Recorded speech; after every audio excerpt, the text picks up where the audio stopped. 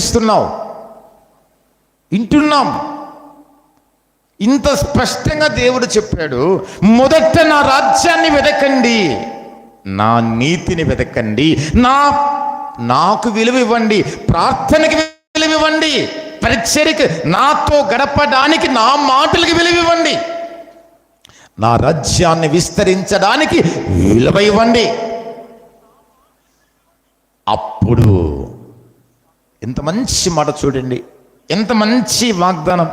అప్పుడు అవన్నీ అనుగ్రహింపబడును, మీకు అనుగ్రహింపబడును, మీకు అనుగ్రహింపబడును. ఇంత స్పష్టంగా చెబుతుంటే లేదు లేదు లేదు లేదు లేదు అట్లా కాదు, మాది మాదే, కానీ దేవుడు కావాలి. నాది నా ఇష్టమే, నేను ఈ ఇష్టం ఉండదు అనుకున్నప్పుడు వస్తా చేస్తా, నాది నాదే, నా ఇష్టం నాదే. మనిషికున్న బలహీనత అందరిలో ఇది ఉంది.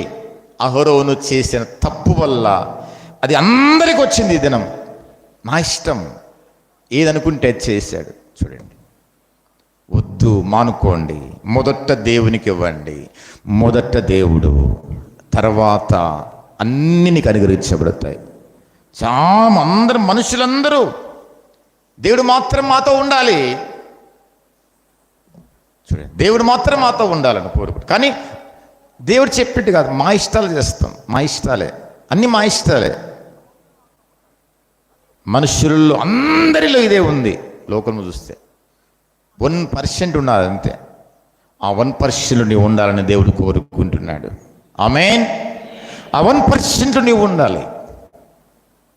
వాక్యానికి విలువ ఇవ్వండి, వాక్యాన్ని గ్రహించండి, వాక్యములోని లోతైన సత్యాలు తెలుసుకుని ఆ వాక్యాలకు లోబడండి.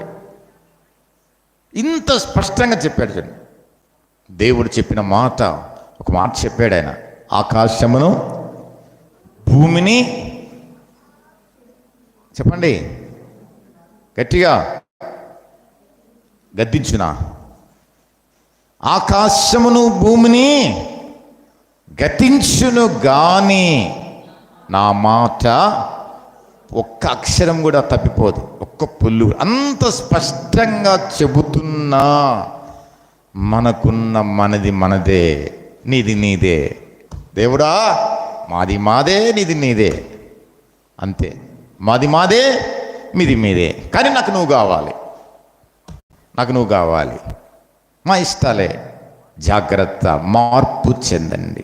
దేవుడు ఈ సూచనలు చెలివిచ్చాడు, ఇంకా ఉన్నాయి కొన్ని. ఎందుకు ఇవి?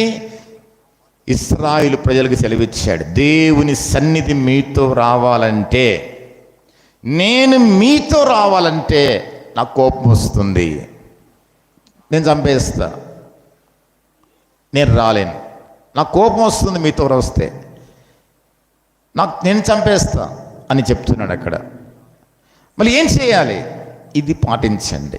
పాపము అనే ఆభరణము తీసేయండి. కనపడుతుంది, నాకు కనపడకూడదు, అది కనపడుతుంది. నీలో ఏ ఆభరణం ఉంది?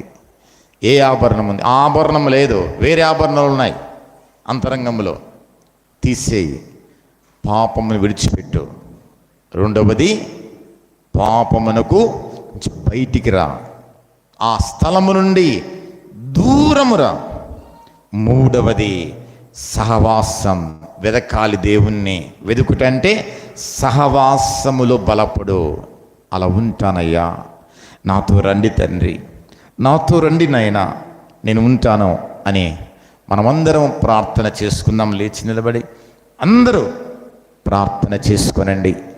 దేవుడు మాట్లాడిన మాటలు, అవును తండ్రి, నేను విన్నవి పాటిస్తాను తండ్రి, ఖచ్చితంగా పాటిస్తాను. ప్రతి ఒక్కరూ నోరు తెరచి ప్రార్థన చేసుకోనండి. అందరూ ప్రార్థన చేసుకోవాలి. ప్రార్థన చేసుకుందాం.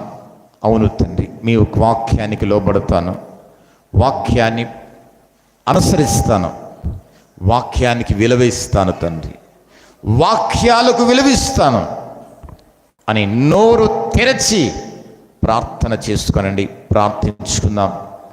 అందరూ కలిసి ప్రార్థన చేయండి. అందరూ కలిసి ప్రార్థన చేయండి.